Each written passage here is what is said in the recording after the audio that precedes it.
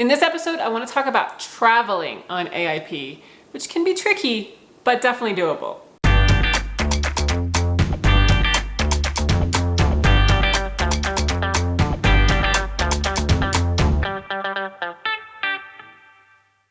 So AIP Travel while doing the Autoimmune Protocol. It can be definitely tricky. You have to do a lot more planning than if you were to go on a regular normal vacation without any sort of dietary restrictions, especially because it's a little bit harder, as you probably know, to find AIP options while out and about. And you want to make sure that you're not getting any cross-contamination or anything that's really going to affect your health. So planning is definitely key. Now, I know that's not what you want to hear, because travel and vacation a lot of times is all about not having to cook for yourself, and that's half of the fun. But remember, this is usually temporary for most people, and it's something that you're going to sacrifice this right now so that you can have long-term health and feel fantastic later. So remember that. Remember that why before you get all up in arms about the fact that you have to do any more preparation or work for a vacation than usual. This also applies, though, everything I'm gonna share applies for business travel or any travel that doesn't also include a pleasure element to it. So just anytime that you're away from your house. So first of all, it's not like it's out of the question that you can go and eat in a restaurant while out and about. I'll have a separate video on eating out, but just the main point is that you may want to have a small meal ahead of time or bring some stuff with you to the restaurant in case they cannot accommodate you. But typically in most restaurants, you can ask for plain grilled chicken or like chicken that has been cooked in a pan, because you don't necessarily want it on the grill, or fish or steak or things like that, and some veggies. And then you can dress it up on your own with some seasoning. I'm not going to go much deeper into that right now because, again, that's a whole separate video. But in order to make sure that you're not going to be tempted to eat things that look great on the menu, it is a good idea to have something ahead of time so that way you're not starving. But so along with that, it's also a good idea to, if you can, to prep as many of your meals in your lodging that you can. So the first thing let's talk about is lodging. So when you're going on a vacation or any sort of travel, you need to stay someplace. And the best kind of places to look are either hotels that have kitchens. So a lot of times they'll have the name suites inside of the name. And note that they usually will have something like a fridge, maybe a small freezer, a sink, and a microwave. Typically these places do not have ovens though, but they are enough that you can prepare some simple meals. If you do want a place that has an oven as well, a VRBO or an AirBnB is a great option. And personally, that's typically what we go with when we go and travel, just because we know we'll have a full kitchen that we can do whatever we need with. And if we want to go out, we can, or we have the whole option of preparing stuff in our home. These VRBO, Airbnb kind of places typically are like either a house, a condo, or an apartment. So you have all your space, you have plenty of room to store food if you need to. You can get meals delivered there, you can go shopping, grocery shopping, and it can almost be like you are at home. I mean, it does depend on the access to grocery stores at that place. However, there seems to be a lot more options than if you're staying in a hotel. And I will say with an Airbnb though, you do have to look out for cross-contamination, because most likely the people that used that place before you put cereal in their bowls, cut some bread with a knife, use the cutting board with something with gluten in it, or things like that. So it's a great idea, either if you cannot bring your own stuff, which if you can, that's the best option. The best option is to bring your own pots and pans and maybe a knife or something like that. The second best option is to, when you first get there, is to clean everything thoroughly. Bring your own sponge.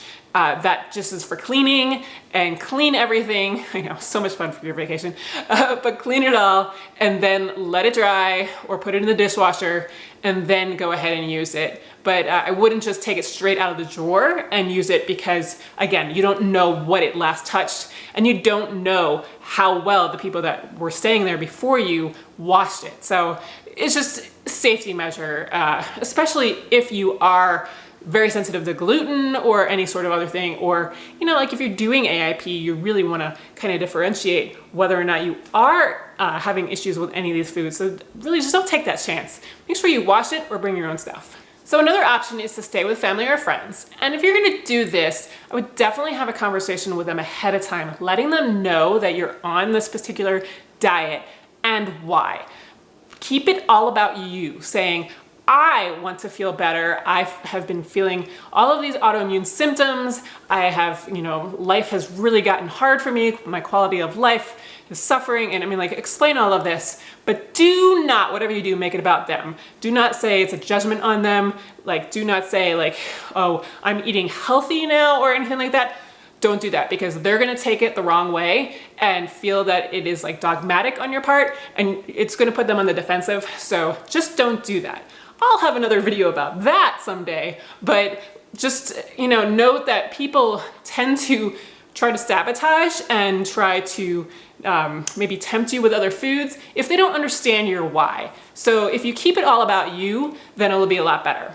You'll also want to ask them if there's a particular place that you can keep all of your stuff, so that way, like, you know, in the kitchen, and maybe like a clean area, so that way it won't get cross-contaminated with any of their food.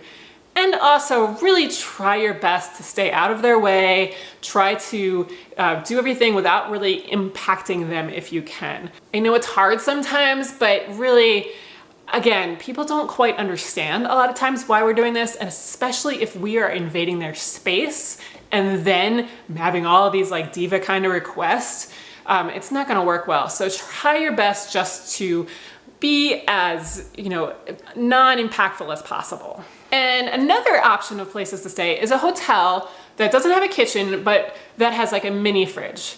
Now, these are going to be trickier, but it's not impossible. So you can store some food in the fridge, and then when you want to go ahead and cook it, there are some options that you can use. Like there are mini slow cookers, and there's also the Hot Logic things that heat things up. And then you also may, if the hotel has a restaurant, be able to go down and ask the chef if he can heat something for you. I would not do this during like the crazy busy hours of like dinner or breakfast or lunch, but maybe an off time, like a little bit earlier than usual or something like that, they may be very accommodating for that. So in terms of foods that you may want to eat in a situation like this, like a hotel situation, one of the ideas I got from Deliciously Ella was to bring a travel blender. They're pretty small, and then you can go to a store, like a grocery store, or even a place like a 7-Eleven or something, and get some fruit and maybe some veggies, kind of chop them up and make a smoothie. You can just do that, maybe put in some powdered collagen. A lot of places now make these like little collagen packets. This is from Primal Kitchen. I know Perfect Supplements does as well, and probably Vital Proteins, but they're just nice, easy travel things. And so you just dump them in so that you get some protein in your smoothie. Having something like that can really help you so that you're making good decisions. Like we said, if you go to a restaurant before you go, so that way you're not eating something that's going to completely destroy your diet, or so that it can just tide you over until you have an opportunity to eat a bigger meal or something like that. Again, a lot of decisions that we make, I think, while traveling or out and about tend to come from panic and emergency. And so if you can stave that situation off, and there's not really anything wrong with having a smoothie with collagen for breakfast if you're traveling. And along with that, like for foods that you can get in any kind of grocery store or something like that, I posted a video a few weeks ago, I'll put it up here, on emergency foods that you can find at most grocery stores and some gas station convenience stores and stuff. And so those should also be able to help tide you over. So in terms of actual meals you may want to eat in a hotel situation like this, meals don't actually have to look like meals. A lot of times I'll eat something that looks more kind of like a charcuterie platter, if you will, which is something like, you know, an Epic bar, a Wild Zora bar, or a Chomps bar, some dried apricots, maybe some dried coconut chips, an avocado, some prosciutto, and just like little things like that, and just kind of like little snacky things, but you put them all together and they make a delicious meal. Olives, that's another thing to put in them. They're just very, if you get a whole bunch of different things like a meat and like olives and coconut and then some fruit, it's just kind of like a nice well-rounded meal. And they're great too, because then you don't really have to refrigerate most of it. If you get like the prosciutto, yeah, but like if you get like the Epic bar, for example, you don't have to. So they can travel well even in your suitcase. Another option is to make like a soup. This kind of goes with the smoothie idea, but you can take your mini slow cooker and your mini blender. So Perfect Supplements makes this powdered bone broth. You can take this, reconstitute it with some water, add in some veggies that you found at the local grocery store, chop them up and cook them all day. Come back, blend it, and have a soup. Delicious meal, and you're not doing anything against your diet. And one of the ways that I've really been getting into a lot lately are backpacking meals. Now, before you laugh at this is actually a genius idea. Not my idea, many people do this, but making backpacking meals yourself is not difficult. And you can do that. If you look, I will post the video above about my AIP backpacking trip I did last year, where I made a whole bunch of backpacking meals and took them, and all I did is put water in them, hot water, to reconstitute them and eat them. They're easy to make because all you have to do is just take like ground beef or veggies or whatever, put them in a dehydrator for a while until they're all dehydrated, and then you can store them in your freezer for years, and they are shelf stable. You don't need to refrigerate them or anything like that. Put them in your suitcase, have them as an emergency option if you need them, but also they can be your meals, and all you need to do is add hot water. I mean, you can get hot water pretty much anywhere. Coffee maker in your room, you go down to the coffee pot downstairs in the lobby, usually they have the tap for tea. I mean, just hot water is pretty easy to come by, and all you have to do is just add water to these things, wait a few minutes, and then you have a meal. Now what's great is Wild Zora has started making some AIP backpacking meals as well, so you can buy these without having to go through the hassle of making it. And there are two flavors right now, the Mountain Beef Stew, the Summit Savory Chicken. They look like this. This is not one of the AIP ones. I ate all the AIP ones I had, but they look like this. And all you have to do is just rip open the top, pour in hot water, wait a few minutes, and then eat. You don't even need a bowl. All you need is a spoon. You can bring a plastic spoon, and it's just really, really easy. So this can be done anywhere. If you're in the backcountry, you bring a backpacking stove, heat up some water. But you can also do this in a hotel. You can do this in an airport if you can get some hot water from a vendor instead of tea. Or, just they're really great in that way. So I'm really excited that they started making these because of that. Great for travel. But I also backpack, so I love that as well. They've also started making some freeze-dried soups as well. The only AIP flavor is their lemon chicken one. This one is not, but it looks like this, very, very thin, very, very light. And it's more of like a snack option, but you just pour hot water in these as well. And then one other option, and this one's really better if you're staying in a hotel that has a kitchen or a VRBO, AirBnB, or friends and families' houses, would be to do PALEO on the go, which is a service, a meal delivery service, and you get already created meals that are AIP compliant, and they can be sent to wherever your location is. And then they usually need to be either frozen or refrigerated, and then you can microwave them or heat them up in like a Hot Logic or in an oven or whatever. So that's a great option if you know you're gonna be eating a lot of meals wherever you happen to be and don't really wanna have to think about it.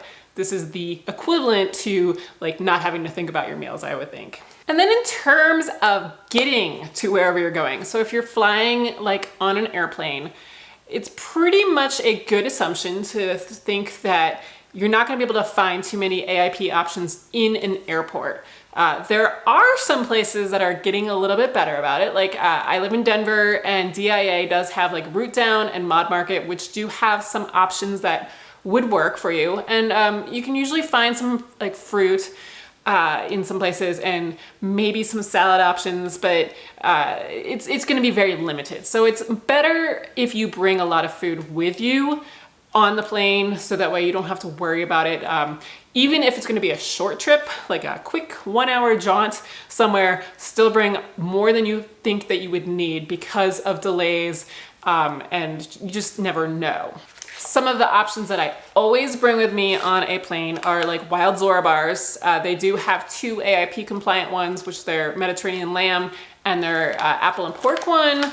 Epic bars, the salmon, the bison, and the beef and apple ones are AIP compliant. And Chomps now, this is not the AIP compliant one, but they have the Italian beef and then the regular sea salt and beef that are AIP compliant. So these are great ones because they will keep you fuller longer than something that's like more of a sweeter option. And they actually kind of feel like real meals.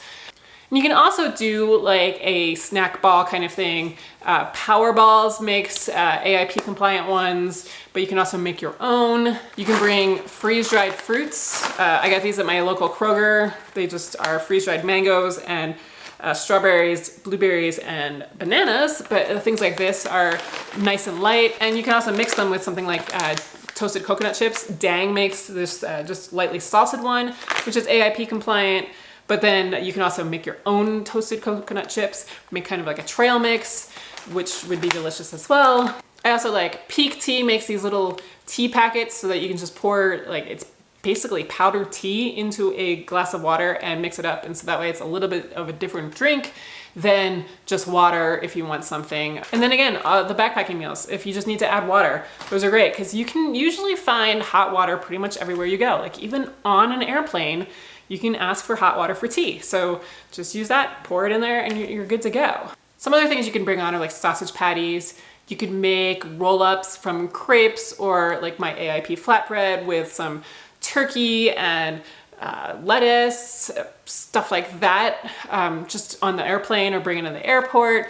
One thing I always bring with me are these coconut butter packets. These are by Artisana, and they're hard, but if you like kind of warm them up and then knead them, they're a great source of fat. And so that will keep you satiated a lot longer than some of the sweeter options as well. And then one further note is that if you haven't actually booked a vacation yet and you're thinking of booking one, places like Disney World, Disneyland, even some cruises all tend to be really good about dietary restrictions. So like when we went to Disneyland last time, they didn't even blink at our dietary restrictions, but I remember hearing someone say like they couldn't have like almost 10 different things. And the chef's like, okay, no problem. So I know of a lot of people that have gone to these places while on AIP and have had fantastic meals with their chefs and the waiters and waitresses all being very knowledgeable about it. So it is an option that if you haven't already booked a vacation and that those are places that you'd like to go, look into something like that where you can actually go out and have meals and not even really have to worry. So I'm sure I could talk for many, many days about this whole subject, but hopefully that gives you a little bit of a overview of things that you can do, like when you're going to stay at different various kind of places like a hotel or a VRBO, Airbnb, or friends and family's houses, things like that. And then like some of the options of foods that you can eat. Yes, it does take a little bit more planning, but it is not impossible and it really can be quite enjoyable. So don't let the thought of being on AIP stop you from traveling, and don't let the thought of traveling stop you from going on AIP. If you're gonna go for an extended travel for like a month or something like that, maybe wait until after to start AIP. But if it's just like a few days or a week or something like that, it really should not be that big of a deal. Anyway, for more tips and printable PDFs and meal plans and recipes and guides and all that kind of stuff, make sure you have signed up for my Paleo and AIP freebie library, which I'll put the link below, and I will see you next week.